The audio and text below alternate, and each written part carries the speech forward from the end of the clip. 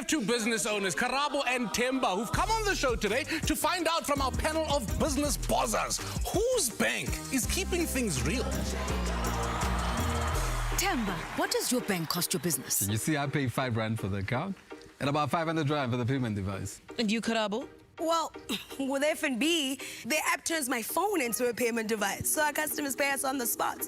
I also get Mahala Charge, unlimited card swipes, and a free business savings account that allows me to set aside money from my main account for future projects. Oh, and we can also withdraw money for petty cash at no extra cost from a Checkers and other retailers. And the monthly account fee? Zero monthly account fee. That's why it's called First Business Zero. Well, it looks like we've got a winner, ladies and gentlemen. It's obvious which bank keeps the costs low while running your business or even just starting up. One simple change makes a big difference. Switch to F&B, Bank of the Changeables.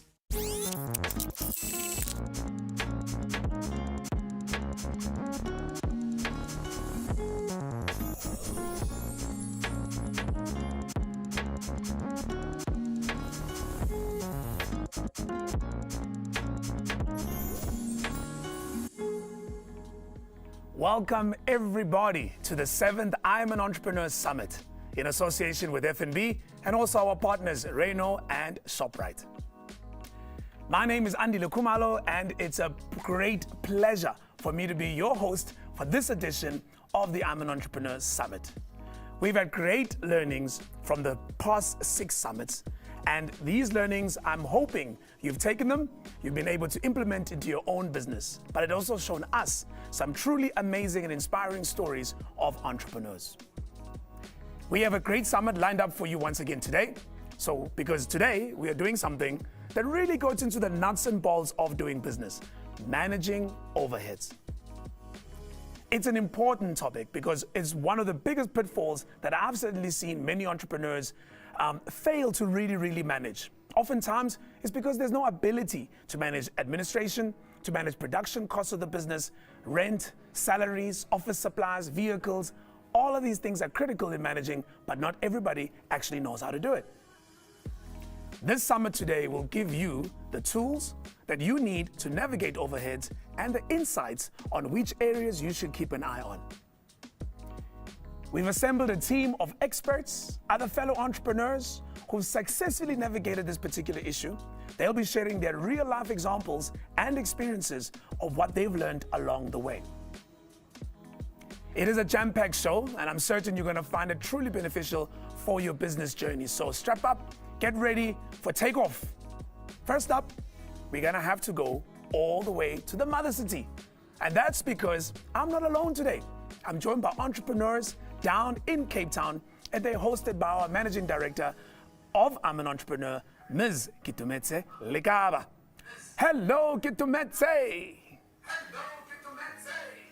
Good morning, Andile. Like Andile said, my name is Kitumetse Lekaba, the business doctor, and I am the MD, and I'm an entrepreneur.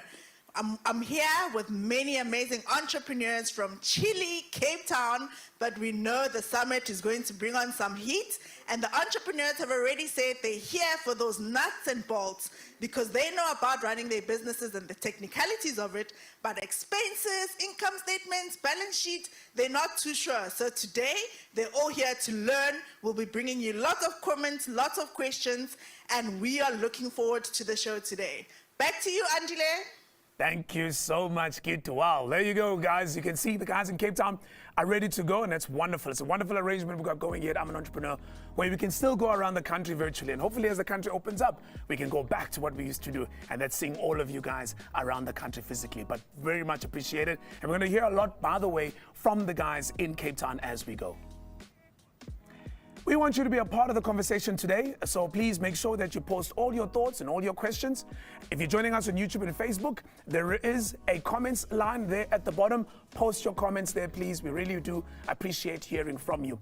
You want to tweet us at IAAESA. Please use the hashtag IAAE Summit.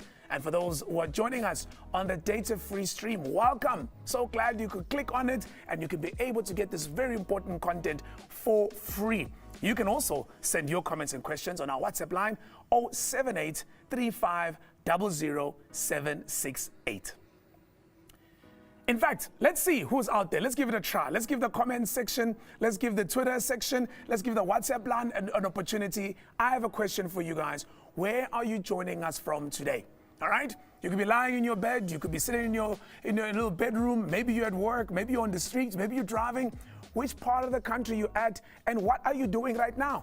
Are you trying to listen while you're driving, while you're jogging? Are you lying in bed and you kind of put a pause on the soapies because you need this important information? What are you doing? Send me your comments and I'll make sure I check in here as we go and find out who's joining us and where you guys are from. First up, we got to hear from an entrepreneur, an amazing entrepreneur who's doing great things in the hospitality industry. If you've ever traveled to Johannesburg and you know what's hot, you would have met this gentleman. He's a founder and owner of the ever so popular restaurant, Gemeli. Here is Alex Khojane sharing his experiences with managing overheads.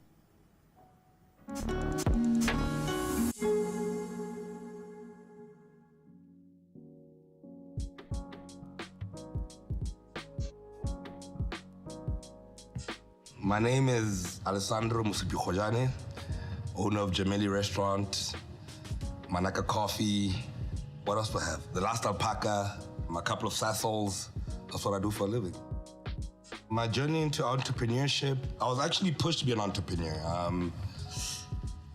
I wanted shares in a business that they never gave me the shares, so I decided to go on my own. I remember my mentor at the time told me there's two types of entrepreneurs. The one guy is the guy that decides and wakes up in the morning that he's an entrepreneur. And the second guy is the guy that gets forced to be an entrepreneur, and I'm that guy. When I started Gemeli, I was blessed enough to have backers. A guy by the name of Jeremy Ord lent me some money, and my older brother lent me some money. And that's how the capital came into the business. The three lessons I've had to learn the hard way as far as managing overheads are: one, cash flow, it's very important. Two, your wage bill is very important. I was very heavy on my wages. Three, your relationship with the landlord is very important. With lockdown, we came across a couple of difficulties. The first one was deciding who you keep as your core team, because when COVID happens, you had to rebuild the business from scratch. Literally, we reopened the kitchen when we were allowed to do takeaway, so we only allowed a certain amount of people. The hardest thing about that whole process was deciding who to keep and who to let go. With the guys that you kept, there was another step to that, was how do you introduce people into the team? Are we ready to open automatically and have 40 people working, or are we gonna start on skeleton staff? And we decided to start on skeleton staff, and I started with the team that I trusted the most. 80% of the guys that, when COVID happened and we were allowed to reopen for takeaways, 80% of the guys that joined the team on day one of reopening are guys that have been with me since 2007, the guys that have built the brand around me. I believe if 2018 had not happened to me in my life, which was a very hard year for Gemeli, I made a lot of mistakes as an entrepreneur. I had a lot of debt. The numbers are scary, until Tabisa Hermanis and Andile Kumalo came along. And they pretty much saved my life in 2018 and saved the Gemeli brand.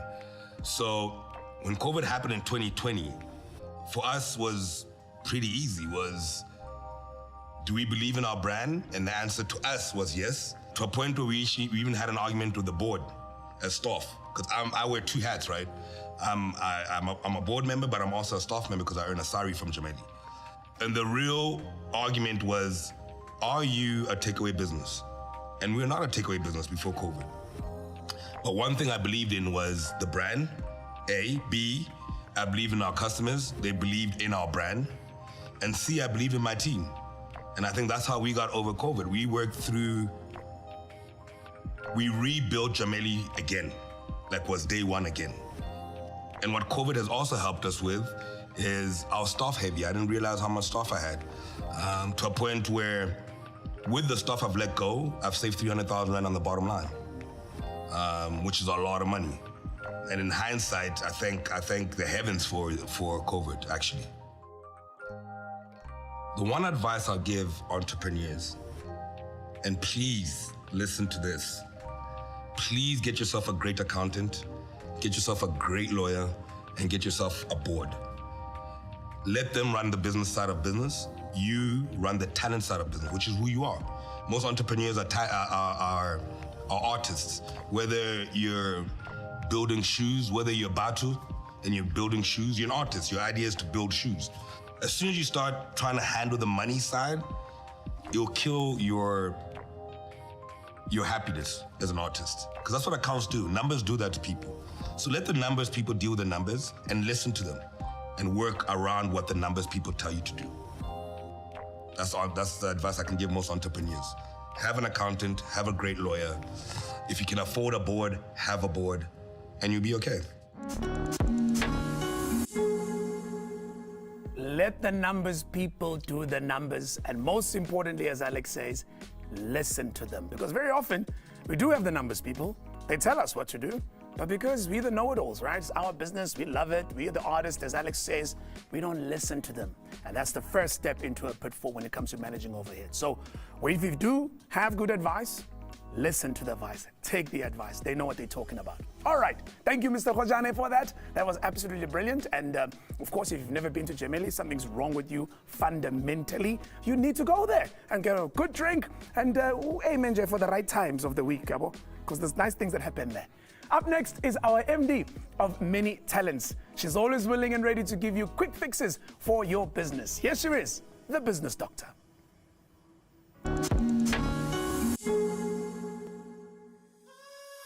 Hello, entrepreneurs. Welcome to another edition of The Business Doctor with myself, Kitumetse Lekaba. Today, managing overheads and cash flows.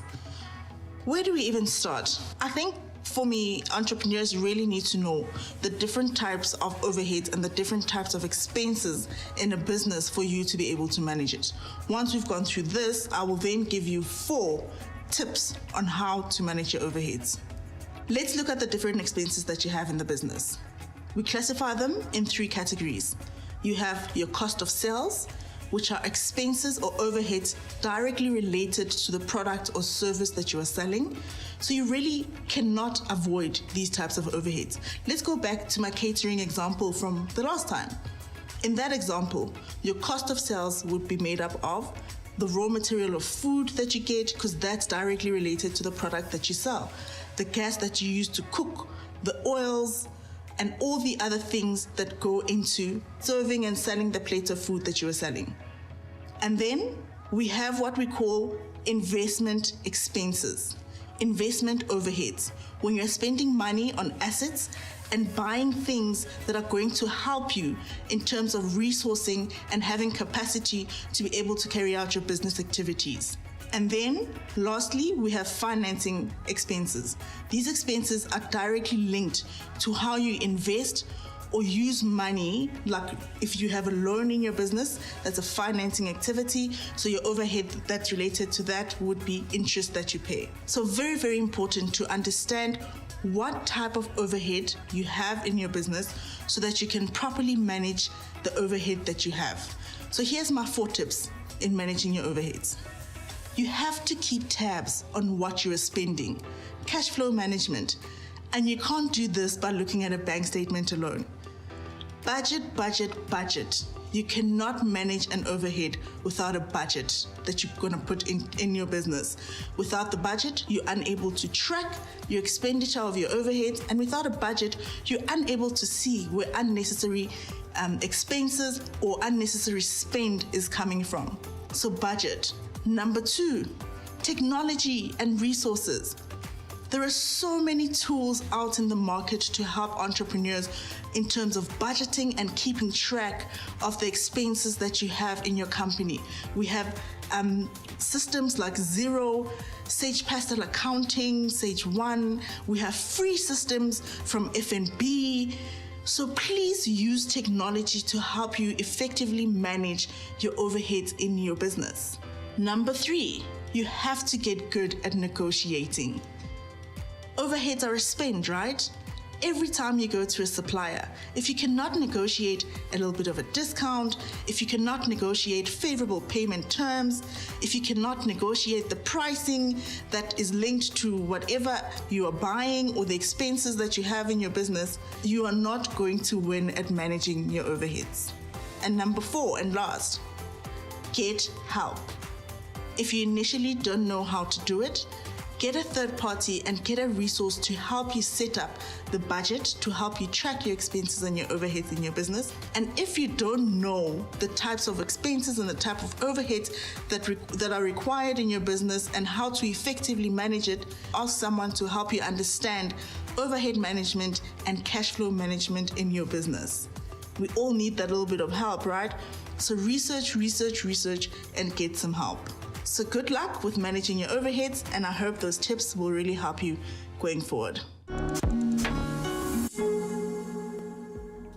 Thank you very much to the business doctor once again, giving us clear tips on how you can better manage your overheads. I want to add one more, and it's not something that we often talk about, but I'll share it anyway. It's helped me certainly. And that is, if you've got overheads in your business, expenses that you just have to incur, try and get into expenses that you can get in and out of relatively quickly. What I mean by that is try and not tie yourself into a cost that if things don't go too well in your business, you are now stuck with it and you essentially can't get your way out. And I'll give you a good example, and that's rent. You know, back in the days, you used to sign leases that are 3 years, 5 years, even 10 years. Nowadays, you've got shared office spaces where you can go in literally for a few hours or a day or a week or a month. So the next time you sign up a lease or you need a new office space, don't go and sign a 3-year lease, because what happens if after 1 year your business is struggling? So instead, go and find those shared workspace environments and go there and use those rooms, use those boardrooms, and use those offices only when you need them. That way, if business is struggling, you just don't have to pay rent. And when business is back up again, then you can incur the expenses. So try and get into expenses that allow you that room to move in and out. Yes, I will be sending you an invoice for that advice, just in case you're wondering. We are going to take a short break right now, though, but when we come back, it is time for Viewpoints with Mr. Jeremy Maggs. Mzansi, welcome back to the Changeable Show. Now, our contestant Keegan is in the final round competing for 1 million rand. Okay, Keegan, this is it. For 1 million rand, what can you do for your business on your bank's app? I don't want to risk it, so I'm going to call my banker. Keegan's calling his banker. Relax, he'll pick up. Unfortunately, all our bankers are currently unavailable. Keegan! Hey, son, Masakant. Clearly, you're not with FNB. If you were on the FNB app, you could chat securely with my business bankers 24/7. Change your PIN, block and unblock your card, make payments, all on one app. Switch to FNB, where one simple change makes a big difference. Switch to FNB, Bank of the Changeables. Switch, man, Kiki.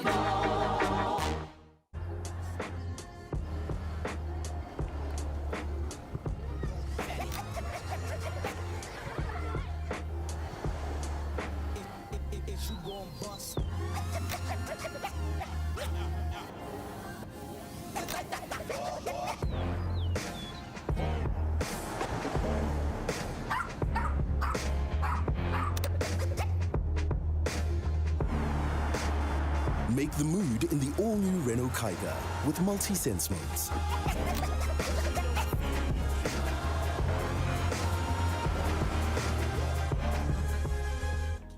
Welcome back, you guys. And yes, you're on I'm an Entrepreneur Summit, and today we are focusing on managing overheads. As I was watching the FNB ad, I was reminded that one of those overheads are bank charges, and those things can get out of hand if you're on the wrong account. So always make sure that you ask your bank, what kind of costs am I incurring on my bank account, and try to see if there's a better cost base. And of course, you can cut all of that by just switching to FNB, right? It's that simple. Up next is Viewpoint. Renowned broadcaster, good friend Jeremy Maggs is hosting 2 insightful guests to unpack the secrets and tools that you can apply in your business to help you manage your overheads better. Jeremy, over to you.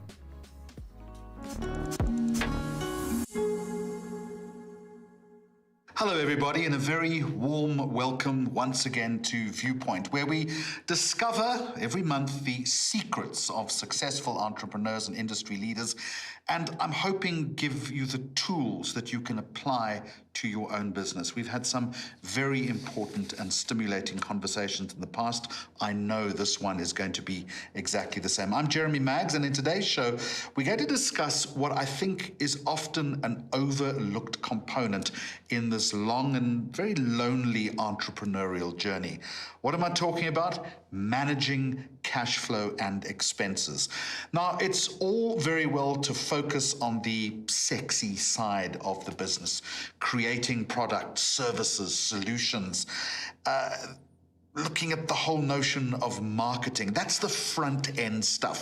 And as I say, it can be very, very exciting. Looking for customers, engaging with customers, meeting them for the first time. But entrepreneurs, I would suggest to you, often leave out the crucial crux of planning for what things are really going to cost them. What am I talking about? The money, everybody. And where the money is going to come from, how the money is going to be collected. Most entrepreneurs know the pain, the deep pain of delivering a service and wait for it, and wait for it, and wait for it, having to wait for payment. It can kill you. So we've got two guests here today, and I'm hoping that they are going to help us take the pain away. Our first guest is Nonkululeko Komanyani, who has a background in SME incubation and development, and is blazing a real trail and as the managing partner at Digital Africa Ventures. It's an investment firm that is focused on bridging the funding and support gap for early stage tech entrepreneurs. Folks, it is such an important service that this organization is delivering. And along with her is Relebohile Moache, who has a wealth of consulting experience in the business efficiency space, has worked with McKinsey and has also done strategy execution for Nedbank, and is now a director of an organization called Sinati Solutions. It's a management consultancy that focuses on change management, strategy execution, and operational efficiency. I'm looking forward to the conversation, and to both of you, a very warm welcome. Come on, Nonko, I'm going to start with you, and thanks so much for joining us. You've developed a career which is focused on helping, aiding, assisting entrepreneurs, and it seems clear that you have a real mission and a real purpose in this space. What is that purpose when it comes to Digital Africa Ventures? Well, firstly, thank you so much for having me. And I think the important thing in starting a new venture is understanding what you're solving for. So when I transitioned from my last role to where I am now, the importance, or what we were trying to solve for, is a gap in the VC ecosystem. You find that you've got a lot of investors focus on Series A, which are typically your big ticket investments, and no one was picking up the investors or the entrepreneurs that required early stage capital to help them grow and scale their businesses so that they can be attractive for those big guys. And that's what we aim to solve, is to be the partner that walks with the entrepreneurs so that once they're ready, they've got partners on the other side. So that's the background to your organization. Relebohile, welcome to you. Give me the background. What industries do you specialize in, and how has that experience shaped the way in which you've approached your own journey as an entrepreneur? Thanks, Jeremy. Sinati Solutions is a data-driven and technology-focused consulting firm. So you could say we focus on any industry. The core capability that we leverage off is how do we approach strategy, operations, and all the different themes around what makes a business successful. So we leverage people in our network, a network of contractors who serve different industries. We're very strong in logistics, mining, transport, financial services. I think the heart of what we're trying to solve for is not serving in the large enterprises. There's a huge gap in serving the mid-caps. There's a lot of management conversations, how to solve their own problems, but they don't know how to get help from external service providers. And they come to us to help them think through their largest and smallest problems. And we said to ourselves, how can we use people who don't have the opportunities to help close the gap in the market? You know, guys, when I was told that the topic for our conversation today was managing expenses and cash flow, I really was going to put in for a day's leave. And I think that, and I'm half joking about it, because I think that a lot of entrepreneurs don't focus on that, and that is critical to immediate and to future success. So, Nonku, let's start with you. When you're investing in a business, what are you looking for, particularly when it comes to how companies manage their expenses, how they approach it? And let me add one more, what mistakes they make. Sure. I think when we're looking at businesses, and maybe to give you an idea of the types of businesses that we look at, these are single-founded businesses. So they are solo, founders. They're walking a very difficult journey, and it's a long journey. And there's a lot of lessons that they have to go through before they can even have a business that can stand and be viable. So we don't focus a lot on the history in terms of previous performance, because to be honest, there isn't a lot of performance. If you're looking at a business that started in 2020, your months that you're monitoring are not that much. If you compare to private equity, we've got 5 years of trading history. So we focus on the future.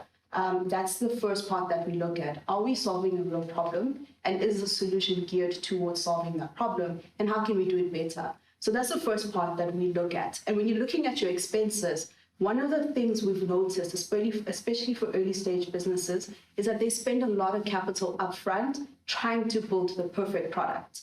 What they should be doing is building it in iterations, starting small, testing in your market, using those lessons to then flesh out a fully functioning system. So that's the first part that we see when we're looking at what they've spent their capital on. It's always on technology. That's such a simple lesson, but it's such an important one. Really, where do you find organizations fall asleep at the wheel? I think organizations fall asleep at the wheel because they want to own everything in their own value chain. I think they don't look at themselves as an ecosystem of value offering. Typically, the clients you've been serving, they're quite bloated. And I think what COVID showed is that you can right size, but still operate and be lean.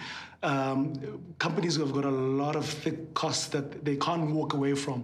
They've got systems that have just bundled themselves that they can't be agile enough to adapt to digital age today.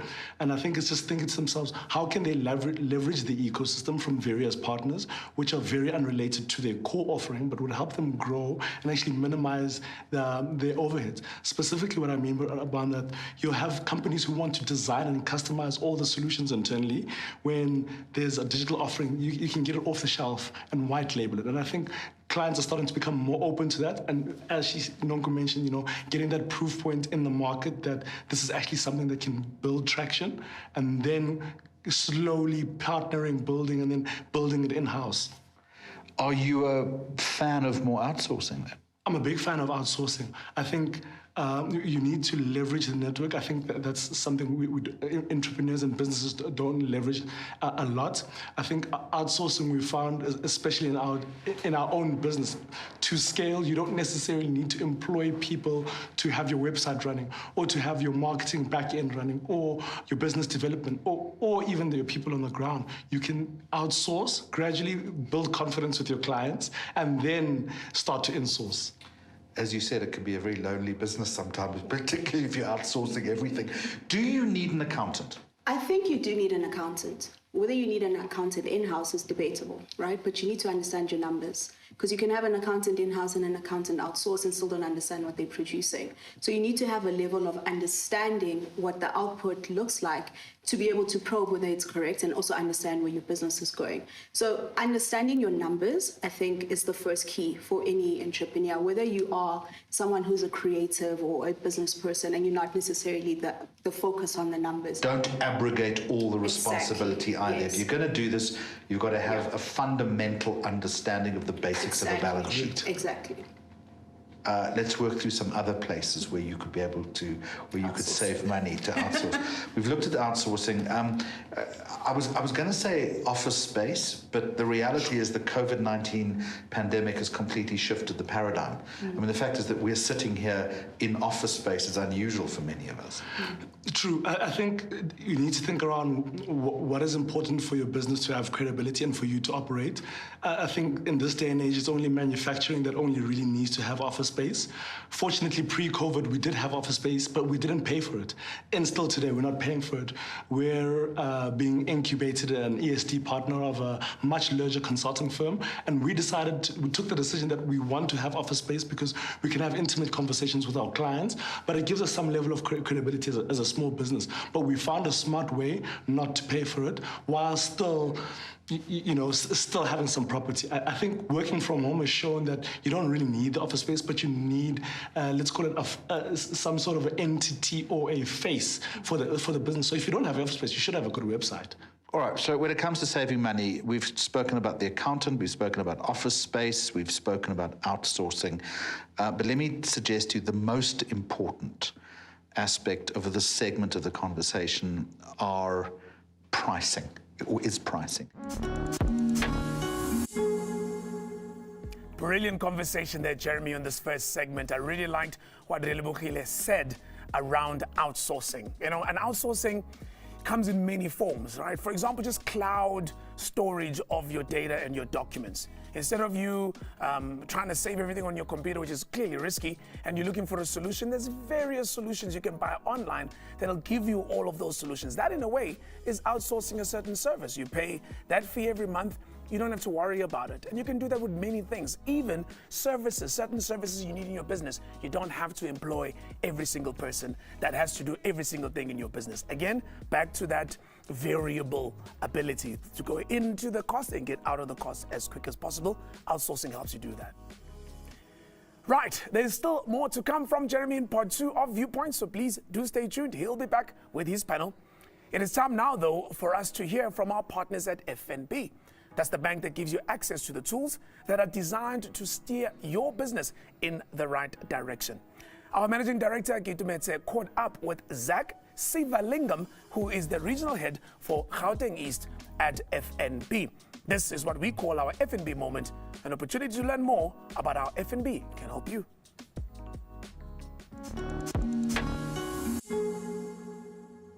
Hi, I'm Gitumetse Lekaba, the business doctor, MD and head of ESD at I'm an Entrepreneur. Overseeing cash flows and managing expenses while managing multiple businesses requires focus and structure. I'm speaking to Zach, FNB Regional Head for Gauteng East, to unpack how FNB can help you achieve this. Hi, Zach. Afternoon, Business Doc. A privilege to be on. How does FNB Business help me stay focused and organized? Yeah, that's a tough one. I think the Entrepreneur magazine weighed in on this and had the following tips for our entrepreneurs. I think firstly, rely on a notepad or a good old-fashioned notebook, my favorite, to write things down. This helps you stay on course. I mean, the second tip was schedule your life. Now, this one, the entrepreneurs are going to debate us because it's hard to schedule anything when you're running multiple businesses. But I think part of scheduling and trying to strike a balance is having a regular check-in with your banker. You know, this is where a quick monthly check-in will help you stay ahead, be on track, and proactively manage anything that may come down the line. How can FNB Business help me structure a strong foundational platform that creates operational efficiency? Yeah, I think with that one, you need a business coach in your pocket. Enter Fundaba. So it's not about banking, it's about business. And I think Fundaba is an essential business tool that FNB has available freely on the FNB app and that helps you navigate your business journey. I think what's important there is the 12 modules, and I've checked this, is easy to access through videos and includes important stuff like mandates, governance, entity structure, licensing, and a banking setup. That's the foundational framework to avoid nuances down the road. If I can manage my overheads well, my business really stands a chance to grow. How can FNB optimize my portfolio's cash flow and working capital requirements? Richard Branson, who established around 40 companies under the Virgin brand, had the following advice. Number one, pick your projects. Now, entrepreneurs, it's in their DNA. They will always have plans. It's a great opportunity to engage your banker on appropriate funding structures for these expansive plans. I think the second thing that was important was forward thinking. I mean, this is a great opportunity to engage your deal-making teams on your cash flow forecasts and your projections to understand the optimum gearing levels and where the bank can help you and your business in your particular sector or industry. I think the third one that's a key is choosing an all-star team. Now, we all want A-team players, and entrepreneurs are very specific on this. So don't rush into a banking partnership. Choose a bank that goes beyond banking. You need a team that is passionate about accelerating the entrepreneurial system and understands your broader ecosystem. At FNB, this is a prerequisite for a mutually beneficial banking relationship. So eye-opening and informative, Zach. Thank you so much for your time. Wow, well done. Thank you very, very much to the business doctor and, of course, Zach from FNB. One of the points that Zach raised that I do think is a very valuable resource is Fundaba. It's on an FNB app. You don't have to be an FNB customer to use it, but it is essentially feels like having the business doctor herself in your pocket. In fact, some of the content from I'm an Entrepreneur Summit is also available there. So do go to the FNB app. You get a lot of guidance and support in the things that you need on the Fundaba feature. We do love to give entrepreneurs an opportunity to showcase their businesses here on I'm an Entrepreneur because, of course, we are the plug, and I certainly enjoy this. So please do check out these amazing entrepreneurs from around the country in my favorite feature, Word of Mouth.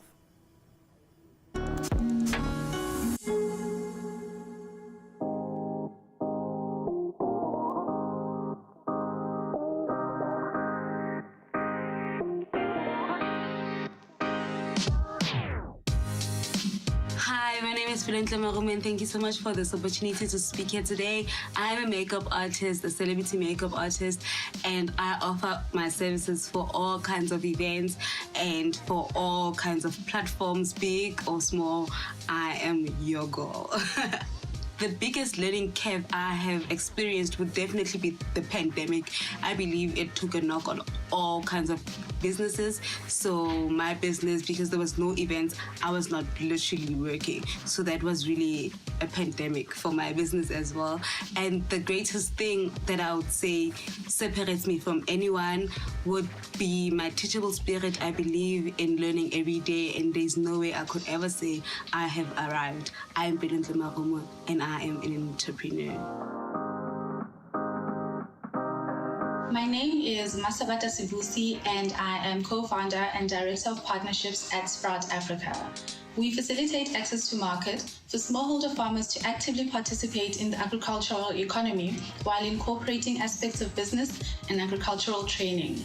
What makes us great is the fact that we're young, we're vibrant, we're efficient, and we have experience in different fields. My biggest learning as an entrepreneur is not letting failure define me. It's all about getting up, dusting yourself off, and using the learnings only to improve yourself. I am Masabata, and I'm an entrepreneur. Hi, my name is Tammy Zigalala, and I'm an entrepreneur. I started my business in 2015, which is illustrations.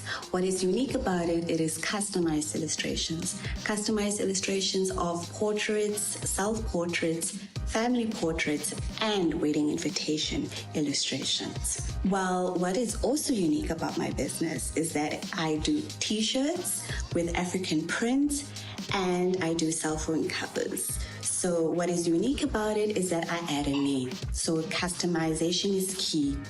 Thirdly, what I find inspiring and what I do to push myself is that I constantly learn different types of techniques with illustrations, Photoshop, and currently with iPad Procreate. As a businesswoman, constantly change and evolve and be diverse and learn and grow. I am Tammy Zigalala, and I'm an entrepreneur.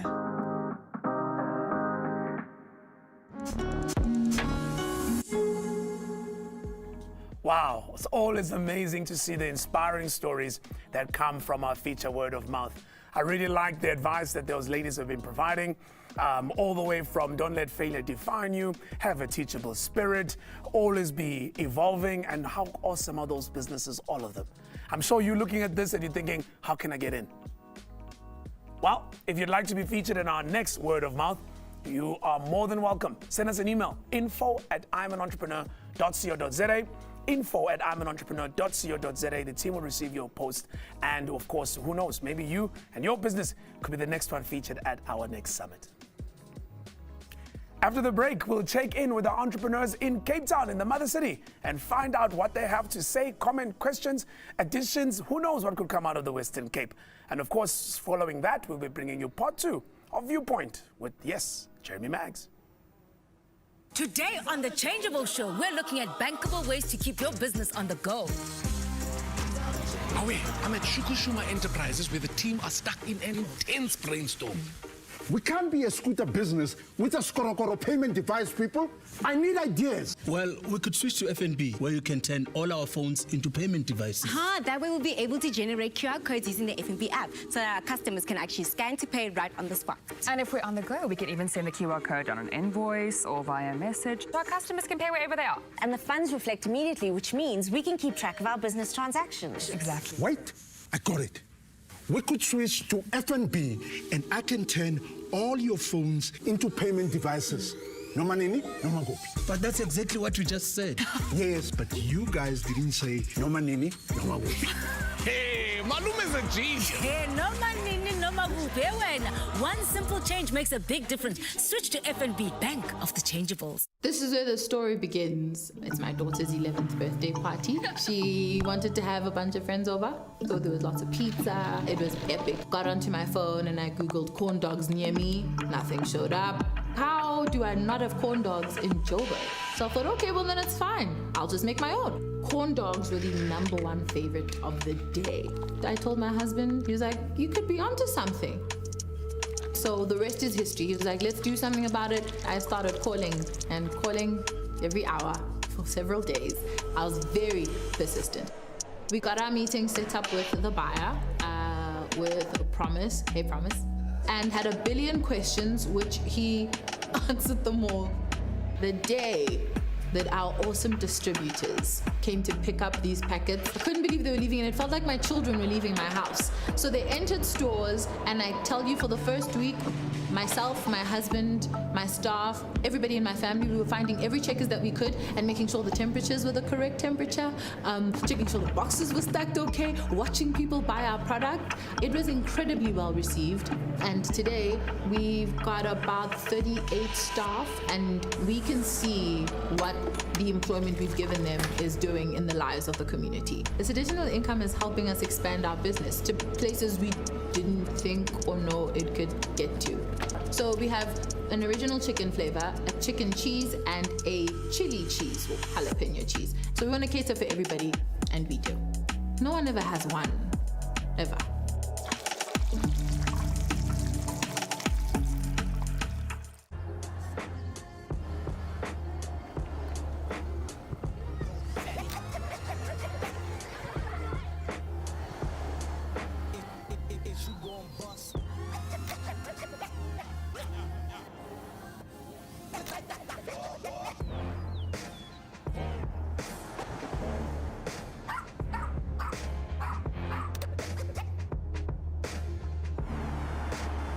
Make the mood in the all-new Renault Kiger with multi-sense modes.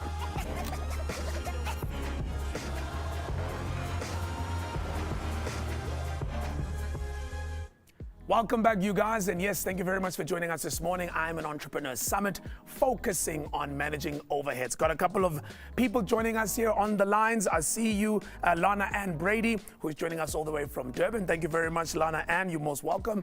And Muhlolo Eric Katsana, who is from the Free State, and he's sharing with me that he's the founder of an independent ICT consulting firm out in the Free State. I'm sure this is of use to you, sir, because managing overheads in consulting can be tricky. In fact, we're going to touch on that a little bit later on when we're sitting on our blue chair with our guest, Chief Executive of SKX Protivity, Lindani Dlamini. Remember, if you are joining us via YouTube or Facebook Live, please join the conversation by posting your thoughts and questions on the comment section of those platforms. If you want to tweet us at IAAESA using the hashtag IAAE Summit. And of course, for those that are on the data-free stream, welcome you guys. You can also send us a WhatsApp 078 3500 768. It is now time for us to cross over to the mother city with Kitu Medze. Kitu, how is everything happening in the Western Cape? And I can see you already got lined up with some questions. Over to you. Hi, Andile. It's heated here. I'm sitting with Lihle, and Lihle is an environmentalist. He already came here and said, business doctor, those nuggets and those bolts, I came here for that, and I have many questions. So he's going to give us his first question. Lihle, introduce yourself to the guys and give your questions to us. Good morning, everyone. My name is Lihle Singo. I'm originally from KwaZulu-Natal, but I'm based in Cape Town. I just have one question, and it's regarding biting more than what you do.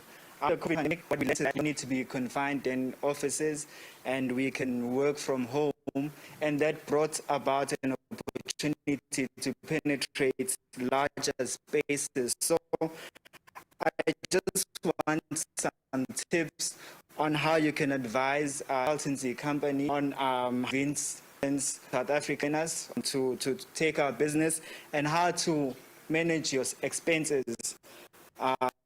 You know, like you are now penetrating bigger spaces, you might incur big expense. I'm a kid, so I may not know a lot of managing your expenses, so I just need help around there. That's okay, my question. perfect. Thank you, Lihle, for that question. Very good question. I think another question our blue check gets can answer, going back to what Andile was speaking about with managing external consultants. So I'm going to take that back to you, Andile. You can give him a tip or two, or you can leave it to when we do the blue chair.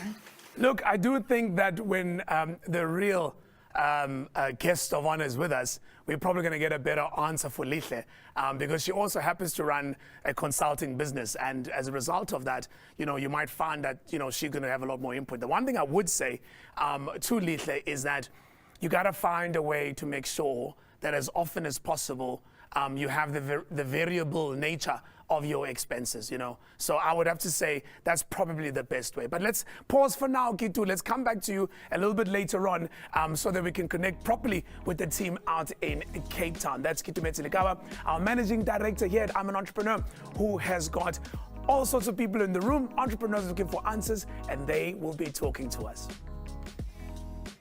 Up next, part 2 of Viewpoint with Jeremy Maggs.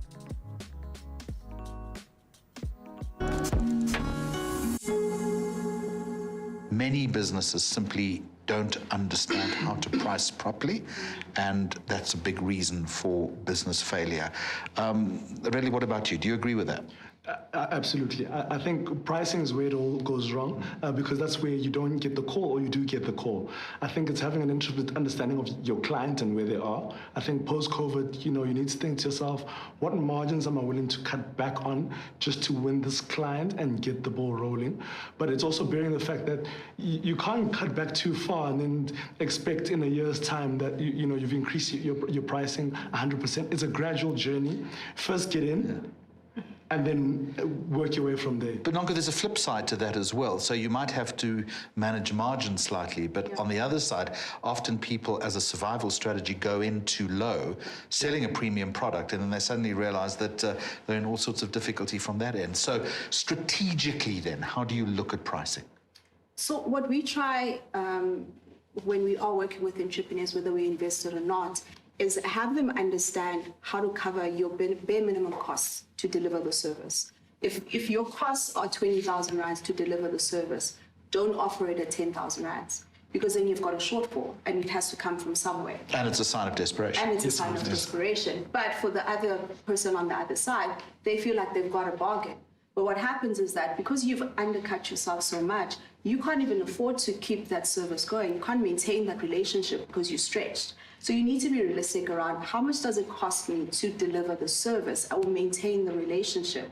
Cost it fairly, and if you need to negotiate, have that conversation, but be clear that these are my costs that I require to run my business and to give you a quality service. And have that honest, upfront conversation, because often people don't like to negotiate, do they? Negotiation is key. I think the payment terms is the name of the game now. There's no need to ask for the full price upfront. It's what will get you going. And I think it depends on strategically what you're solving for with your client, Jeremy. If this is a long-term thing, you got to have a portion and say, look, maybe I'll take 40% upfront. But I know that if I help my client achieve X and Y, that there should be an upside for me. And that's where the variability comes in the pricing. But it comes in the negotiation to understand the appetite, but for them also to show that, you know, this guy's got skin in the game. He's willing to walk the journey with me but it's going to cost. And I think it's just about having the robust conversation. So folks, brace yourselves now. We've spoken about saving money. Here comes that word that we all hate as entrepreneurs. Deep breath. Cash flow. So first of all, I'm going to ask a really stupid question. I don't mind, one of you can pick it up. Give me a good definition of cash flow. Cash flows is how you manage your money over time to keep the business alive and consistent over an extended period of time. And I think we shouldn't look at it as just, think about it, how do you keep the lights on and keep your clients satisfied? Because you need to do both. Do you need to keep, is it important for you to have a website? Yes or no? You might need to not have that cash flow to necessarily have that website. So that's a cash flow item that you don't necessarily need to have. It's about whether it's relevant for your business and your client. And this is something that you need to look at every single day, if not every single hour in the business. And we've done a lot of these programs now, and that message has been rammed home to me time and time again. It's not something that you can put off until a Friday. Yeah. You need to be on this every single moment. You would agree with that? No, definitely. And I think it's very easy for expenses to get away from you. You sign up for a 7-day trial and you forgot when the 7th day actually hits and now the bill runs. But you haven't. Oh, how often hasn't that happened? I mean, that happened to me this morning, which is why I'm using it as an example. Is that you need to keep an eye on, one, is this a priority item? Is this a must-have? Is it a short-term item that I need to get over a little bit of a hurdle? But you need to understand where you are. And like you said, you need to know on a daily basis where your business is, because that's also the health of your business. You can't afford to wait for Friday and find that all these trials that you had running for 7 days have all hit on Thursday, and now you're sitting on a negative balance. You need to know where your business are, so you have to pay close attention. So let's pick up on that phrase, negative balance, if we can. It's also about collection. It's about getting money from customers. Picking up the phone. I want my money. You have to be the bad cop. You have to. You've done your part of the deal. But I think it's also being considerate in the environment that you're in, that everybody's going through a tough time. No, there's an empathy quotient, I get that, but you've got to... Don't push it more than 90 days. If you're typically operating between 30 and 60 days, you should also know what your threshold is. Some companies can't go more than 50 days, but you come to an amicable term, but you have to play the bad cop and you have to be on the pulse, because that's actually how people get away with it. They forget, I forgot. But what does that mean for your business? Okay, folks, I want to park collections for just a moment and let's move on to something which is equally critical, and that is speed to market. In other words, converting inventory into sales. You got to be doing that, and it's a turbine. It's moving all the time. What are your thoughts? Well, I mean, I think in our case, we invest in technology businesses. So it's not a cookie cutter approach. It is different for each business. And it's also different in terms of which industry or sector they operate in. And for us, if you look at logistics, that sales cycle is quite long. You have to get in front of the cargo owners. You have to get in front of the cargo brokers, convince them of the value proposition. That could be a 3-4 month cycle. But if you're a SaaS platform or software as a service, once someone has bought a subscription, it's immediate. You get your revenue every single month, and that sales cycle is very, very short. But you're also competing with a lot of platforms that offer similar products. So I think that speed to market does depend on the industry. But you have to be clear as to what you're trying to achieve, right? So you do find that, as we were talking about discounts earlier, you almost have to have the same approach for customers. If you are operating in an industry where there are a lot of competitors that are offering similar value propositions, you would then have to start with the 7-day trial that we also spoke about. So you can prove your value proposition and actually prove that the solution is the best fit for them. That will then lead you to a longer sales cycle as opposed to having someone sign up and converting on day one. But you need to understand where you can be flexible and when you need to convert. So it's about speed to market, but it's also not rushing in, that you've got to, again, be careful and strategic and judicious about the process. Otherwise, if you move too quickly, you'll make mistakes as well. Correct. And I think you also need to have a clear view of what it is that you're selling. We can continually have conversations with our clients and they'll wander off and you veer away from what your core. I think having a clear... Particularly if it's a service. Correct. And in the space that we're in, we need to have a clear value proposition in terms of our product catalog, in terms of the various services that we're offering clients, and know what the different margin points are, and also that sales cycle.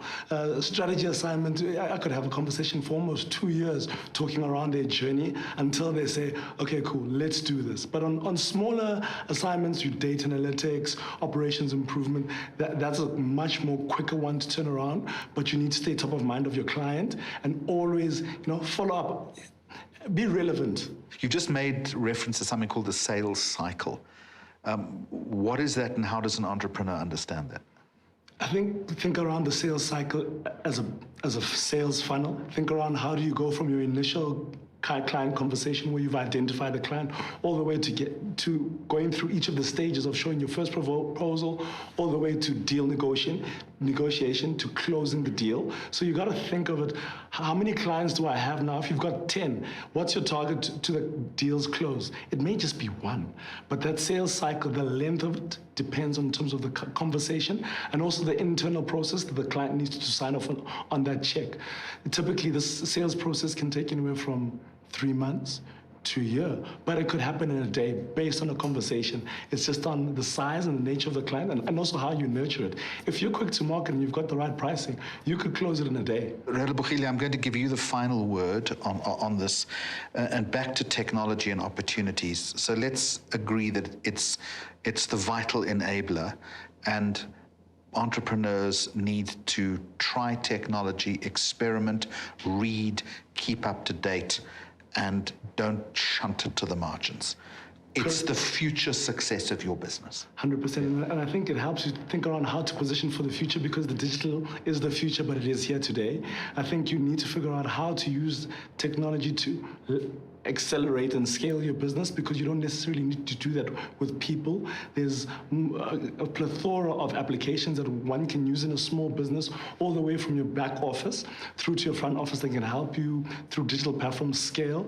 We've been able to use tech to collaborate and work with people anywhere in the world.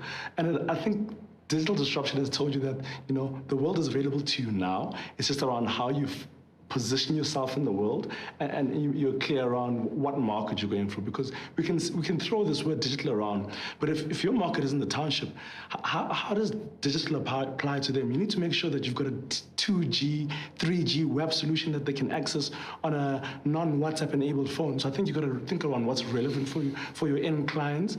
I think we throw this word around, but I just think around how do you position yourself best for the future?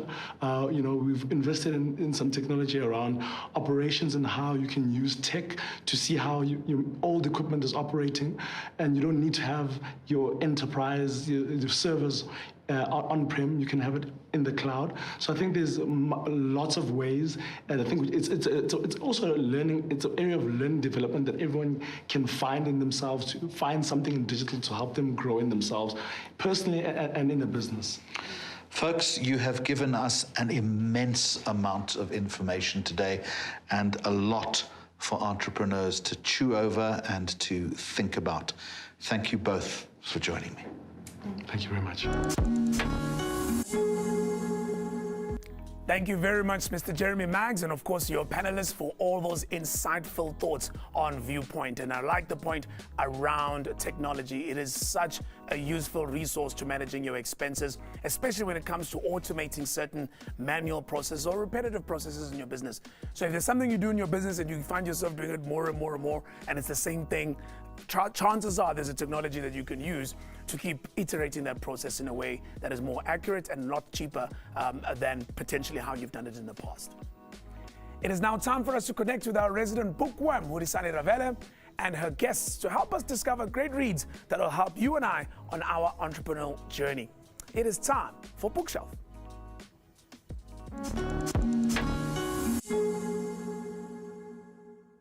Entrepreneurs the world over have said on record just how important reading has been to their journey. From providing education to inspiration, reading is such an essential skill. One entrepreneur who definitely relates with this is the director at Bokang Legacy and SB Powerhouse, Bokang Munjane Chabalala. She joins me on the bookshelf today. Dumela, Osi. Dumela, okay. Thanks. Let's talk reading and writing. Yes. I mean, the fact that you and your husband co-authored books, you know, one around African superhero, the other around an African princess. Is that where reading for you was like, this is where I'm going to bring the two worlds together, where my love for it and business is going to come together? I think for me, my entire world is about being African, being a proud African, and also representation. So when I started the Kiddies clothing line with, you know, my husband is a superhero, Super Shaba, and a black princess who's exactly like me, called Princess Bokang, on clothes, I realized that kids always want to know, they love the clothes, they love seeing somebody who looks like them, right, on clothes, but now they wanted to know the story behind these beautiful characters. And so I decided to write the books, and it has been such a great experience. And I think for me, not just as an entrepreneur, but as a mother, the fact that I can have books that have, you know, faces that look like my children, these are the kind of books that I think African moms and fathers should be reading for their kids. And so, yeah, and I mean, for me, these two books are just extremely too close to my heart. The second book I'd love us to talk about is the one by Robert Kiyosaki. You know, when everybody thinks about this particular author, there's one book everybody knows, Rich Dad, Poor Dad. But for you, the book is Cash Flow Quadrant. What were the lessons that you took from it? The greatest lesson for me definitely was, it's not how much money you make, but how much money you keep and save.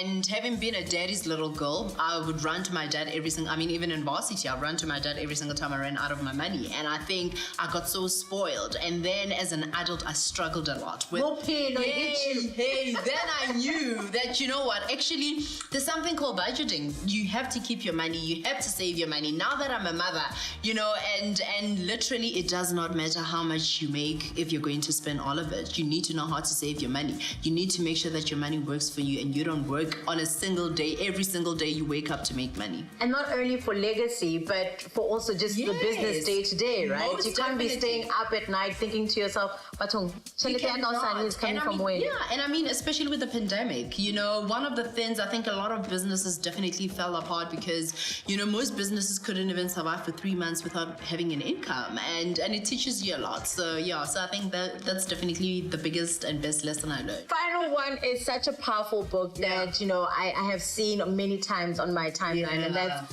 Ayanda Buroto's Unbecoming to Become. A lot of the time, I think that entrepreneurs focus on the numbers. They focus on my books balancing and whatnot, but they don't focus on the spiritual and the mental self-worth, you know?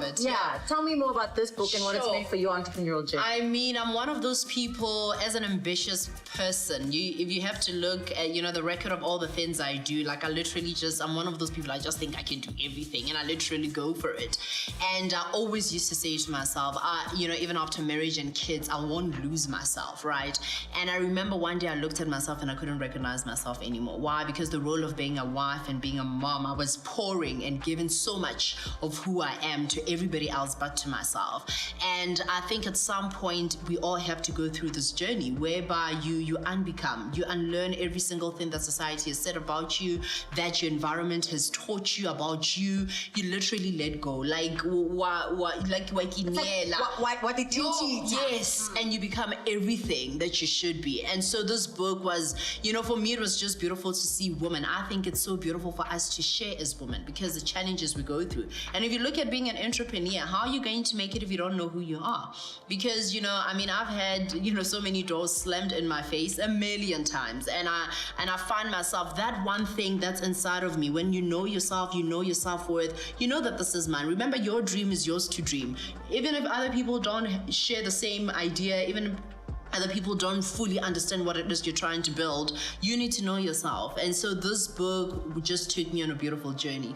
And I love the fact that she was so honest and so genuine and so frank as well. So you didn't feel like, oh gosh, I'm reading a book with some motivational speaker who's always trying to sound smart. That feels far-fetched. She was so human about it. And I absolutely love this book. You know, I believe that self-work is hard work, but it's hard work, but it's worth it. It's so worth it. And this feels like it's the kind of book that does so that. Worth it. it. Before I let you go, why would you say fellow entrepreneurs should read? Why should they pick up a book or even podcasts, like listening to spoken word? I believe that you can learn something from everyone, whether it's through conversation, whether it's through learning, whether it's through storytelling. I mean, if we're going to talk about books, we know that as Africans, we're storytellers. It's just day one. We It's do in our it blood. so verbally, so it comes so naturally. But creating, even with the kiddies books, creating a culture of reading among Black kids is very, very important because we don't have that. But we do have the history of telling stories around the fire when And you go passing things passing on. things on. And so for me, I think as an entrepreneur, there's always something you can learn from someone, whether it's podcasts, whether it's books. So you absolutely need to do it, whether it's in terms of getting advice as a human being, as a woman, as a man, or even just as an entrepreneur. Bokango Munjani Chabalala, thank you so much. You are a powerhouse and keep shining and keep building. Thank you.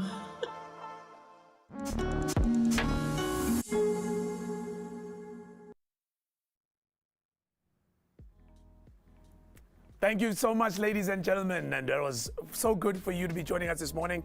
And thank you specific to the ladies who are doing the book, the On the Bookshelf.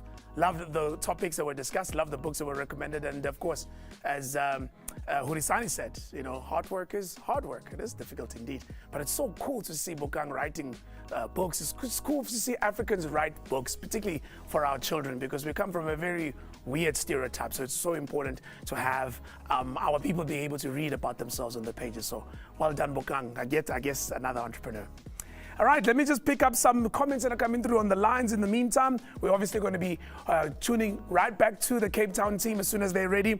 But there's a couple of people that have been sending some comments. I got one now from the team Kona Dladla Pizzeria. You know them, Kona Dladla Pizzeria. If you don't, you better Google them. Amazing pizzas that are done on their mobile units around Gauteng. They're just saying they appreciate all of these nuggets of wisdom, great insights on how to manage overheads, and they really appreciate the mentorship that's coming through. It's more and more people also joining us from around the country. I see you all the way from the Eastern Cape in East London, Yolanda Vutela. I appreciate you, and also Sandile Philip in the Western Cape. We're going to take a short break, and after this, we get to meet our guest entrepreneur, Lindani Dlamini. Today on The Changeables Show, we've got two competitive best friends, Patrick and Eric, and they're here to settle the score on whose bank is boss. Thank you, Jason. Gentlemen, it is time to put your faith in your bank. Question number 1, what does it cost you to bank with your bank? Eric. That's easy. 5 rand a month. I was Coco. Did you actually look at that statement? Did you consider how much you pay each month? And up and down to the bank, the petrol. Man, that's close to 100 rand. Do you get anything back? Askis, I'm sorry. Abuti Patrick? With FNB, I can get up to 3 times my monthly personal account fee back in value, which includes data rewards on my FNB Connect SIM. Well, Nana. What? So then it's obvious. It's the B in FNB stands for Bossa Bank. Join us again on The Changeables Show, where one simple change will make a big difference. Switch to FNB, Bank of the Changeables.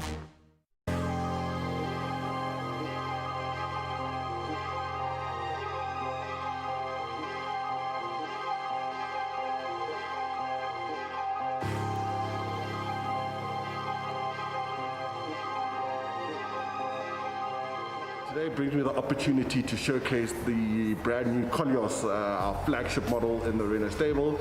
About 2 months ago, Chef Scott reached out to us and we offered him the test drive of the Koleos. Fortunately, because of COVID, things had been a little bit tricky, but I'm glad to announce that that day has finally come, and it will be my pleasure to take you through our brand new Koleos.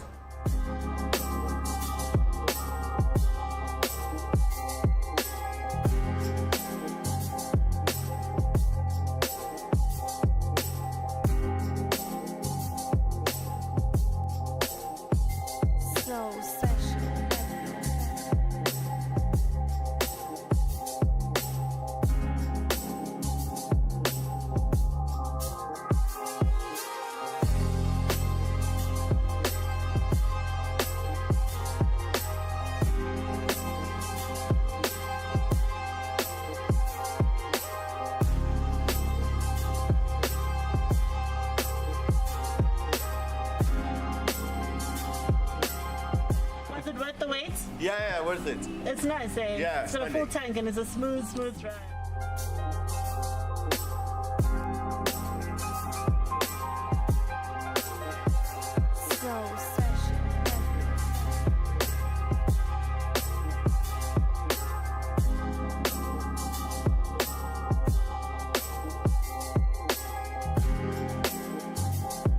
Keyless entry, push button starter. So as long as the key is inside the car will switch on. When you walk away as well, the car will automatically lock itself, but a lot of people aren't comfortable with that. So there's a couple of things. You can either lock using the remote. There's a button on the door which you can press to lock, or when you walk away, it'll beep and your mirror should fold in, and then the car will lock.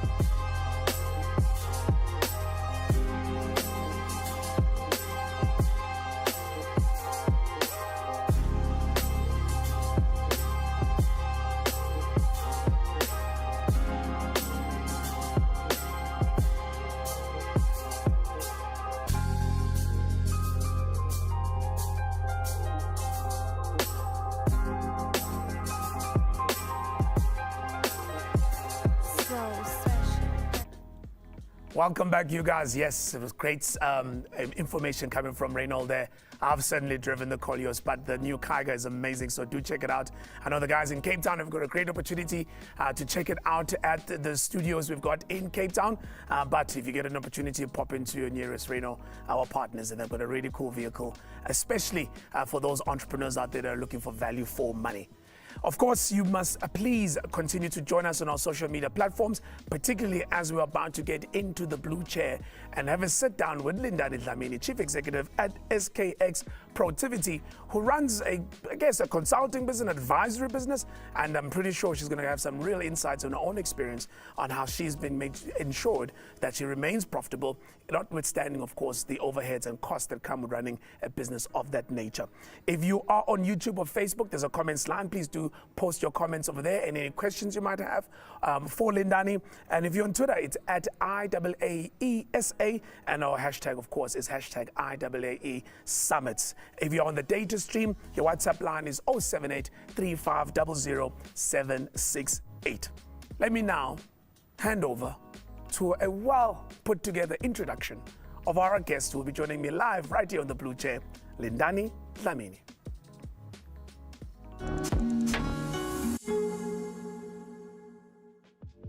My name is Lindani Dlamini. I'm the current CEO of SKX Productivity.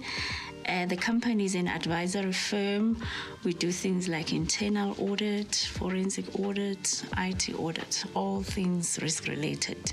I did my articles to become a CA with Deloitte & Touche, and I was assigned to a department that dealt with entrepreneurial businesses. So very early on in my career, I got to engage with entrepreneurs at a very high level, CEO and CFO. And I think that's when the bug hit that one day I wanted to be able to run my own practice. I wanted to contribute to the solution of some of our country's social ills, there being unemployment and lack of skills amongst the youth. So I thought having my own business would be able to allow me to do that. There are two types of overheads. There's something we call a fixed overhead. This is something that is obviously critical for your business. Without this particular overhead, you essentially cannot operate. Now, if I were to explain this to a teenager, this would be like your school fees, for instance. If your parents do not pay your school fees, you cannot get an education in some schools here in the country. So that's your fixed overhead. The second kind of overhead is a variable overhead. This is something that is a nice to have. You can live without it, but it's nice to have it. So when you've got money, you can spend on it. From a teenage perspective, this is like pocket money to go to the movies. It's a nice to have. It's not necessary for a youngling to go to the movies. And in business, you try by all means to cover your fixed overheads. because if you don't cover your fixed it's just like if your parents do not pay your school fees, you won't get an education. So you're not going to be able to deliver on the objectives of the business. The nice to haves, they make your business attractive. Similarly, when you go out, younglings, if you take girls out to the movies, you become more attractive, but it's not a deal breaker. The biggest challenge that entrepreneurs face in managing expenses, first is not identifying what are the critical expenses. That's number one. It's very critical to understand what are the critical expenses that your business needs to incur for it to be able to deliver its services and products. And what are the expenses that are nice to have that even without spending on those, the business can still continue. You need to be focusing on managing those expenses that are not necessary, because the fixed ones are fixed. Secondly, entrepreneurs, once they start making money, they actually completely forget about expenses. What I mean by this is they look at, just in simplistic terms, the sales price as profit. So when they plan on the top line, which is your revenue. They don't plan on the bottom line. Now, if you don't plan on which is your profit, and your profit is your revenue less your expenses. Now, if you don't plan as a business on your profit and you plan on your revenue, you'll get into trouble very quickly. Because even as you're spending on the basis of a bigger number, which is your revenue, but you forget that that number needs to cover your expenses as well as give you a little bit of a profit. So it's very important, particularly for entrepreneurs that have not been kind of schooled in finances. All they're good at is what they're good at. You need to understand an income statement. You need to understand your top line, your revenue. You need to understand what your expenses are, and you need to understand what your profits are. Then you are able to manage your expenses, because if you are deriving revenue that is less than your expenses, you'll never make money. So it's very important to understand the expenses in your business. Cash flow is king. You cannot run a business on profit, on paper profits. You are only able to run a business on cash that the business generates. So it's very, very, very important that you get that cash in as soon as possible. And if possible, you delay the flow or the outflow of that cash as much as possible, because cash is king. And some of the things that a lot of entrepreneurs fail to do is when they get on projects, they don't discuss the issue of payment. They don't discuss the issue of, say, for instance, you get a project that's going to run for 3 months. They don't discuss upfront that as we're delivering this project, there needs to be progress billings and there needs to be progress cash inflow that's coming in.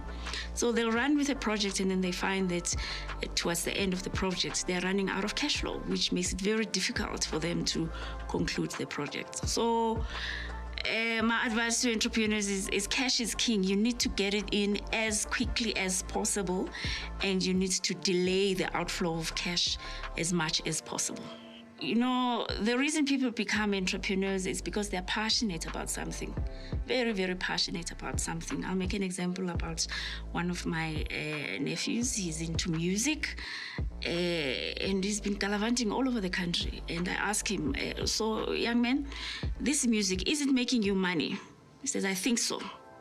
I'm like, well, you cannot think so if you're an entrepreneur. You need to know whether the business you're in is making you money or not. And the only way you'll know whether your business is making you money or not is to get close to the numbers. They're very uncomfortable and sometimes they're very scary, but if you are in business and the intention is for your business to be successful, you need to get very close to the numbers. You need to, at least the basics, you need to understand that your revenue must always be bigger than your cost.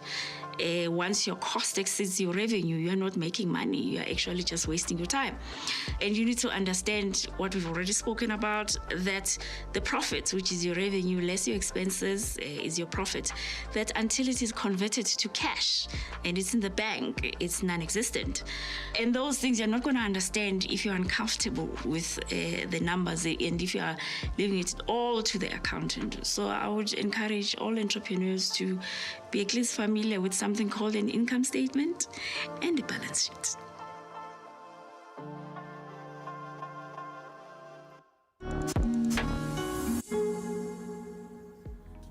Become accustomed to a thing called the income statement and balance sheet. Spoken like a true accountant, Lindandi. Hello, welcome. Hello, Angela. How are you doing? I'm very well. I'm glad to be here. I'm so happy you could make it this morning. We really appreciate it when leaders, business leaders of your caliber are able to join us live in our studio. I'm going to go straight into it. And actually, I'm going to be mimicking a question that came earlier on in the day. We had Lihle joining the team in Cape Town, asking the question, how can I manage expenses in a consulting business when trying to expand around South Africa?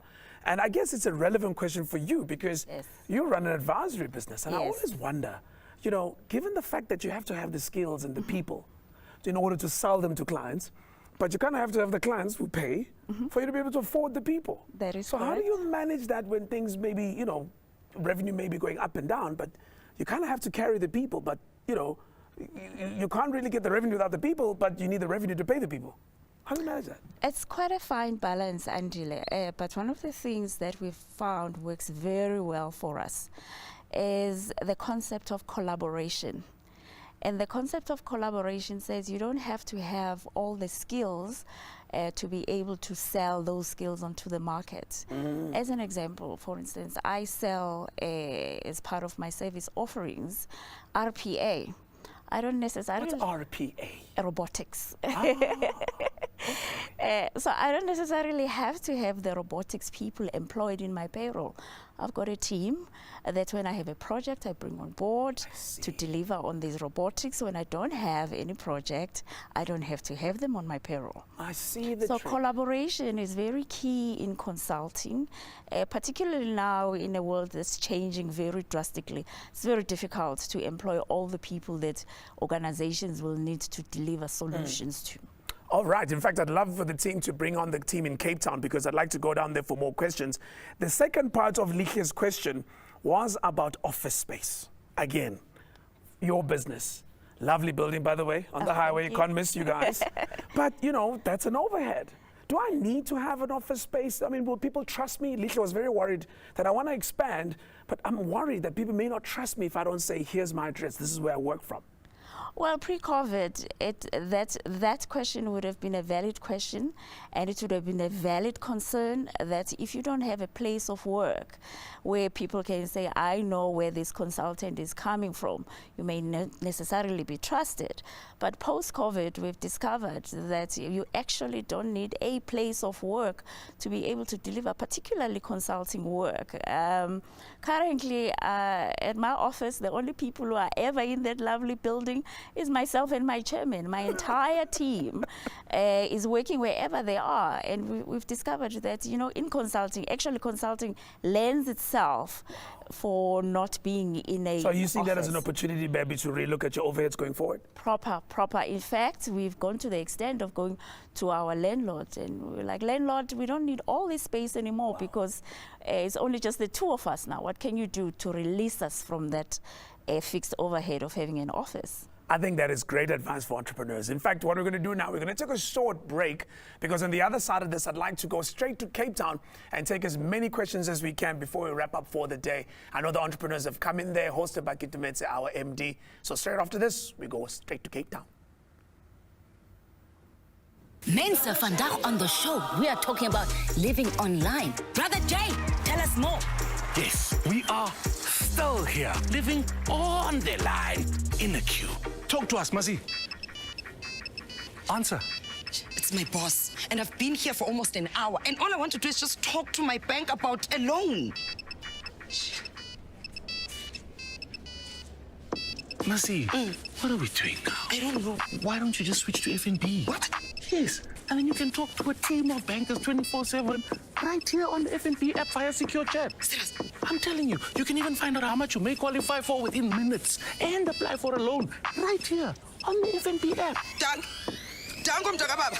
Toodaloos, goodbye. Toodaloos and goodbye. Salangena. Yeah?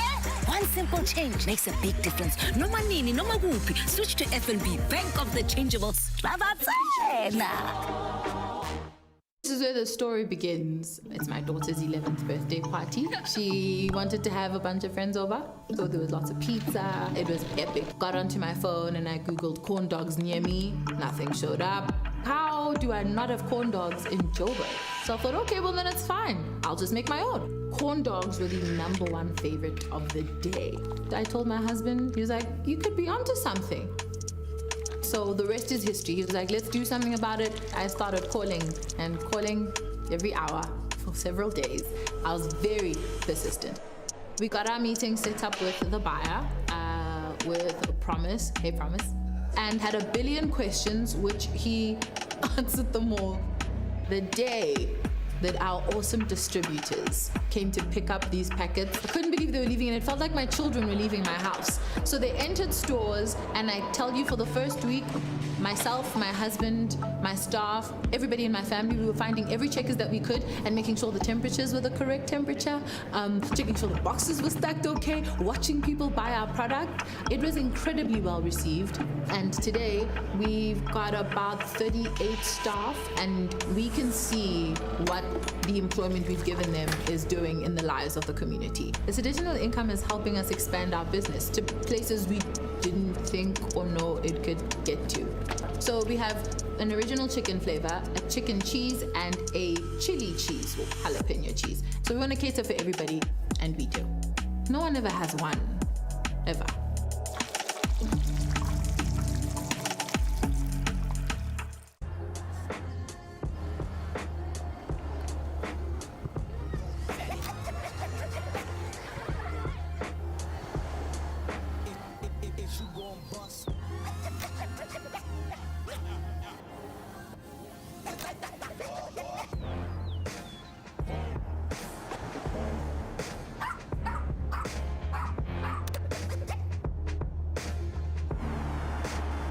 Make the mood in the all-new Renault Kiger with multi-sense modes.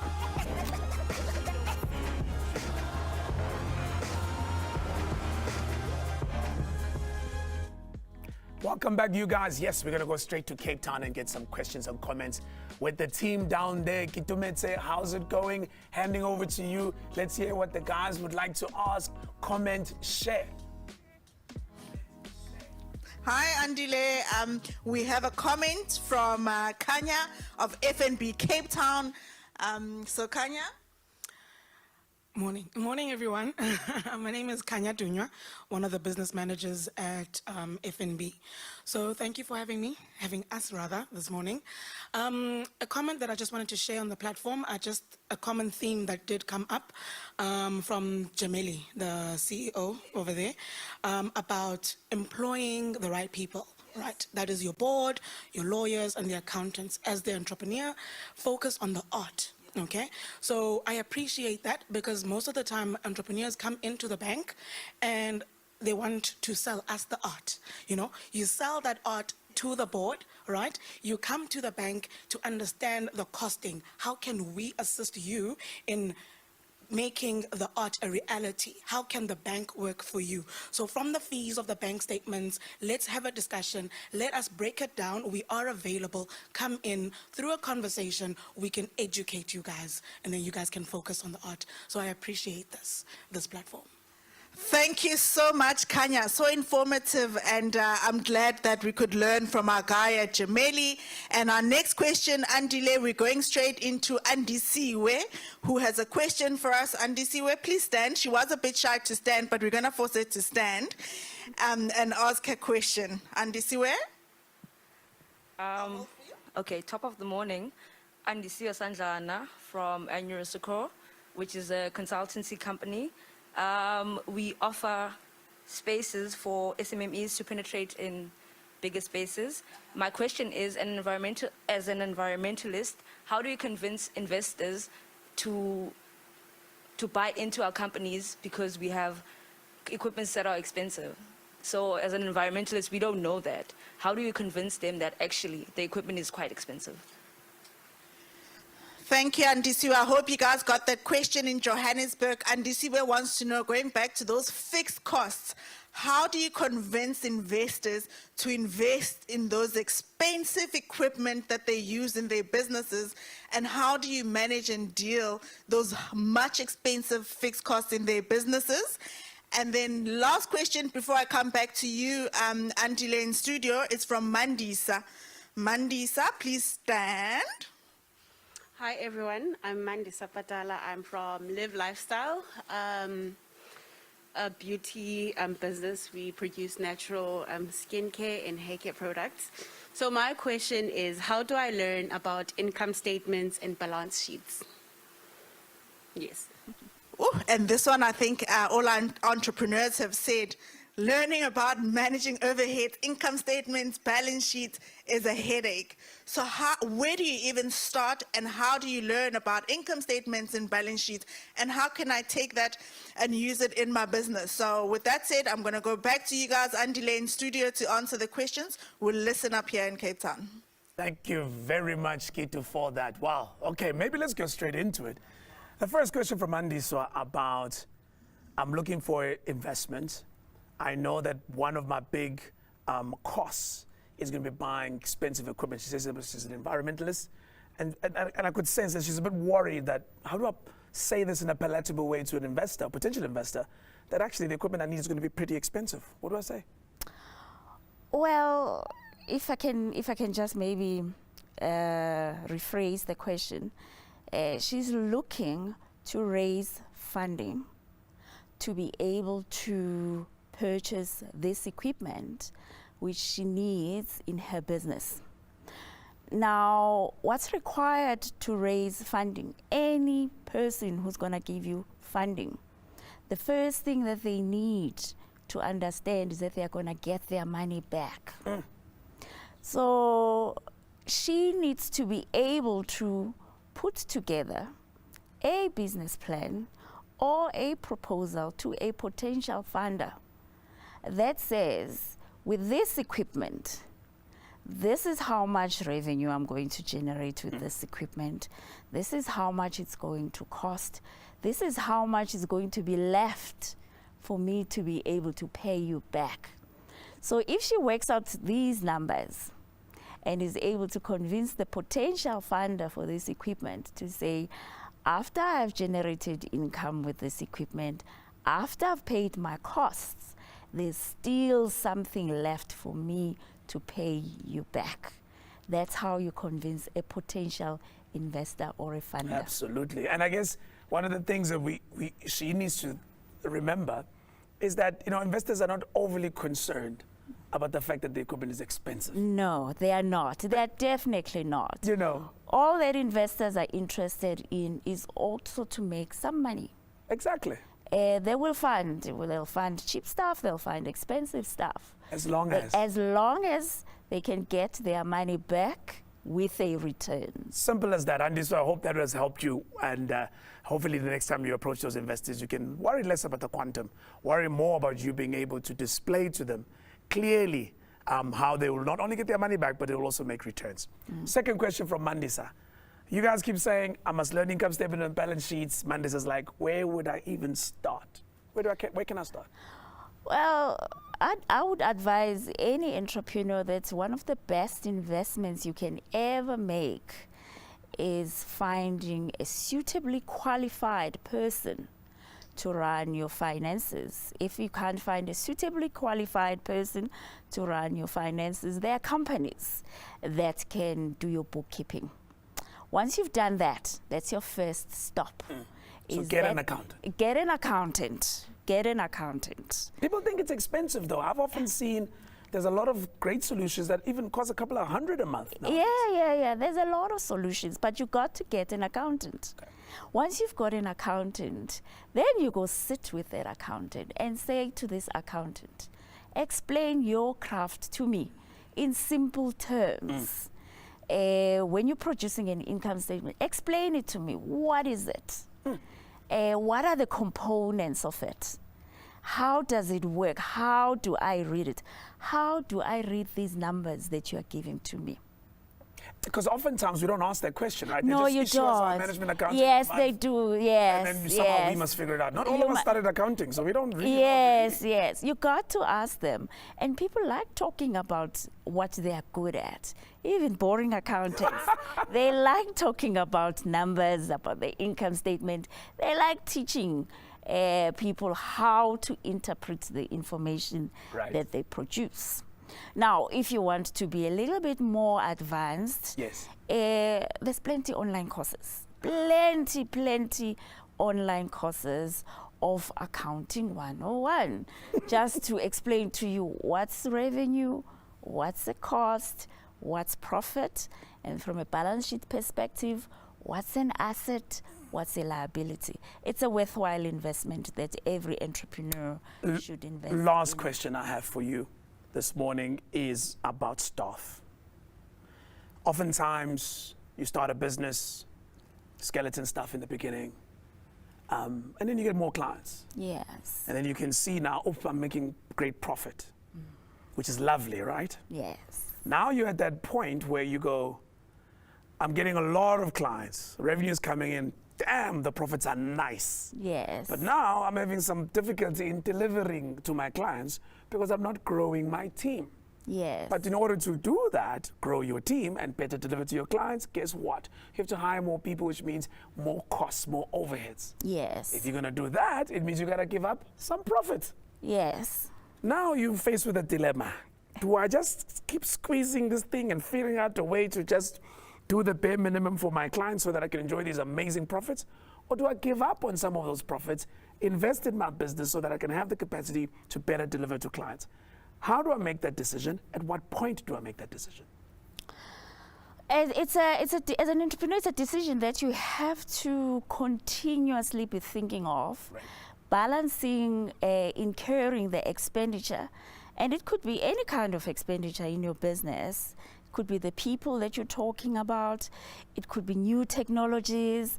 It could be anything that's just going to progress your business. So it's a continuous thought process of an entrepreneur as to how do I balance investing in the business, getting the resources that I need to be able to deliver, versus just squeezing everything into what you currently have. It's an art, it's not a science. And I think as you grow as an entrepreneur, you learn tactics of that will help you make that decision. For instance, in our business, which is a consulting business, we used to employ all our consultants. Full-time employees. Full-time employees. But then the market that we were servicing changed. It changed from getting contracts that were multi-year contracts to contracts that were project-based.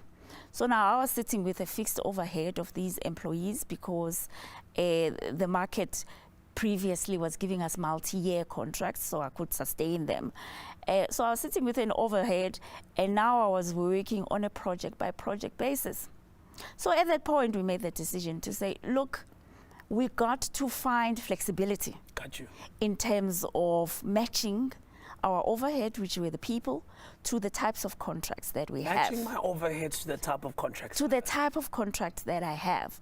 What that means in terms of consulting is, fortunately, and again with COVID, it has just accelerated, but there's something that's new in the market. It's called gig employees. Gig employees. These are people, highly skilled individuals that no longer want to just service one organization. So what we did in our business is we shrunk the fixed permanent capacity. Yes. And we went and partnered with, you can call them a resourcing specialist. Yeah. That has these gig employees. Right. So that when we have a project that requires 100 people, in my staff complement, say I've got 20, I can go to my resourcing specialist and say, give me the other 80. So we've been able to find flexibility in terms of our overheads because we've gone out to the market, we've partnered with people who can find highly skilled resources, and when we need them, we bring them on board. When the projects are finished, we can release them. Wow. I wish we had a whole day to talk about this, but unfortunately we don't, because you're really laying down the pearls. Thank you so much, Ndani, for coming through. Oh, thank you. We really appreciate your time, and also of letting us come to your office and shoot that wonderful clip. I really loved it. It was really inspirational. Thank you. Oh, thank you. It was good to be here. All right, ladies and gentlemen, that now brings us to the end, but only almost. We've got, before we wrap, Pearls of the Hustle.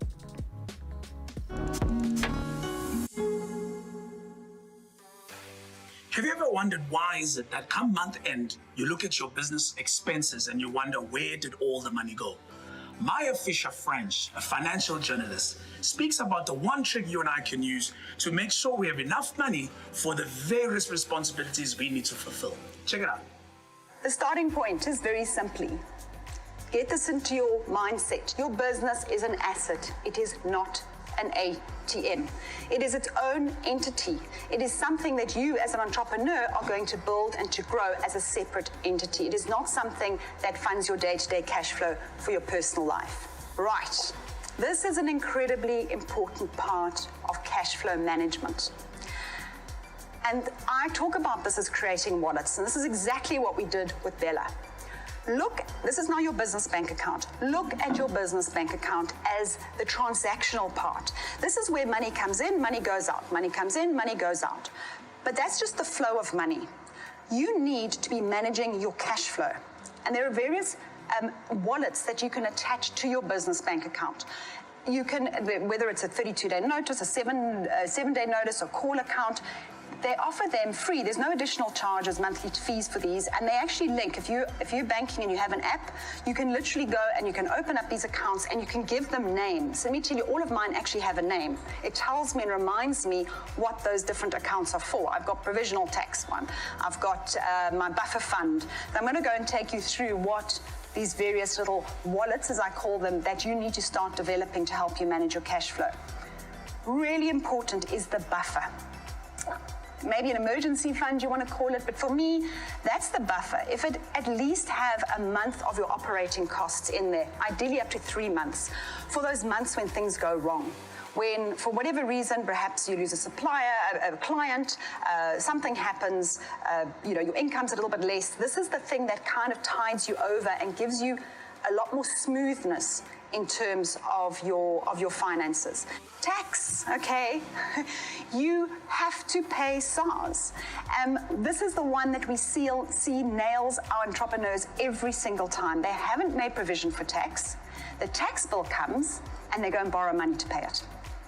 You need to know that when you're collecting money, you need to be putting aside some of that for tax. Now, it can be a little bit difficult when you've got high input costs, but what I would recommend is you go and you look at your tax bill last year, you work out some kind of percentage. Maybe it's 10% of your revenue that worked out to be taxable, and then each month you just put that percentage into the account. You take it out your transactional bank account and you put it into this account designated for tax. I'm also going to remind you, PAYE, if you are taking PAYE, if you have staff members, it is not your money. PAYE is not your money, it's actually your staff's money. And all you're doing is paying it to SARS on their behalf.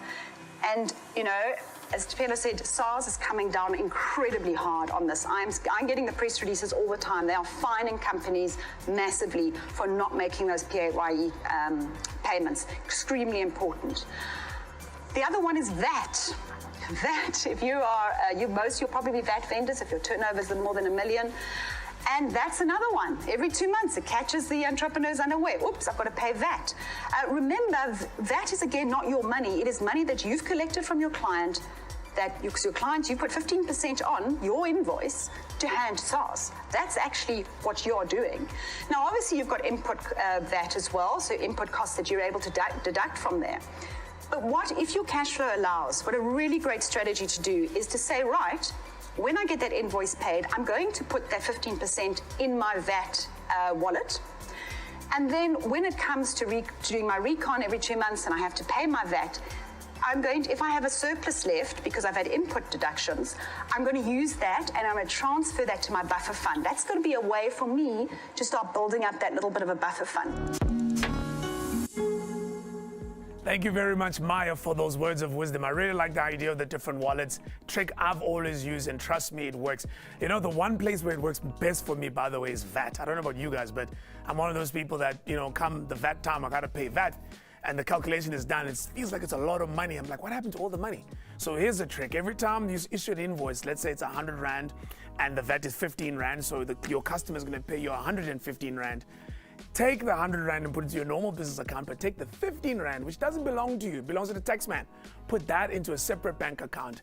Do that and have that kind of discipline. You will make sure you always make your VAT payments. In fact, you'll have more come the time that it is to pay SAR. So that's a trick that's always worked for me, and Maya has put it into a much better science than I could ever. Appreciate that very, very much. Let's now go and check in with Kitumetse, who is out in Cape Town with the rest of the crew. We've come to the end of the summit. Kitu, how's it going? How's everybody feeling in the mother city? Hi, Andile. We're feeling quite sad that it's come to an end. We came, we were educated, we're living empowered, but the entrepreneurs are saying, this ended too quickly, man. We needed to run for a further 1 hour, 2 hours, but we enjoyed ourselves, and really we are all living empowered. And thank you to all our guests for all the nuggets that they've given us today. We're all living here, going to learn and going to implement all the lessons that we've learned today about managing cash flow and managing overheads. So with that said, Andile, sadly from us in Cape Town, as we go network and go drive some rental cars, it's cheers from us. Hi, guys. Good, Cheers, good. guys. Great stuff. Great stuff. Oh, my goodness. I'm having some FOMO right now because I would love to be there. In fact, if all goes well and all you guys vaccinate and our numbers come down, I think we're getting really close to a time we may really be back to taking this show on the road like we used to. So I'm hoping to see the guys in Cape Town in person. You know, Jeremy said earlier on, this is not always the sexy part of the business, this whole issue of managing overheads. But it's really cool when it comes to running a viable business. You heard the conversation I was having with Lindani when she was taking us through her own business, how they've looked at property differently, how they're looking at offices differently, how they're even resourcing differently, where they're not hiring the 10 people in the example, where they can find 2 that are full-time employed and maybe use the other 8 from the gig economy. So this issue of managing overheads is very, very important. And I hope it's been a wealth of information for you, and I hope you can take it and go and apply it into your own space. Now remember, you can watch all of this back again on our website, imanentrepreneur.co.za. Just click on summits. All of our summits are over there. Also continue to follow us on all the social media platforms to get all the bits and pieces of today's summit, brought to you, of course, by the amazing team at the office at I'm an Entrepreneur. Our next summit will be on Saturday, the 13th of November, and here we'll be talking about how to take your product to market. Right? You may have a product already, you might be ready to go, but you don't quite know how to do that. That's what we're going to be focused on the 13th of November. Also look out for more information from all our social media platforms. It's been a pleasure to host you today. Thank you very much for your attention. Until next time, goodbye. We have 2 business owners, Karabo and Temba, who've come on the show today to find out from our panel of business bozzers whose bank is keeping things real. Temba, what does your bank cost your business? You see, I pay 5 Rand for the account and about 500 Rand for the payment device. And you, Karabo? Well, with F&B, their app turns my phone into a payment device, so our customers pay us on the spot. I also get Mahala Charge, unlimited card swipes, and a free business savings account that allows me to set aside money from my main account for future projects. Oh, and we can also withdraw money for petty cash at no extra cost from a Checkers and other retailers. And the monthly account fee? 0 monthly account fee. That's why it's called First Business Zero. Well, it looks like we've got a winner, ladies and gentlemen. It's obvious which bank keeps the costs low while running your business or even just starting up. One simple change makes a big difference. Switch to FNB, Bank of the Changeables. The I Am an Entrepreneur Summit is brought to you in association with FNB and our partners.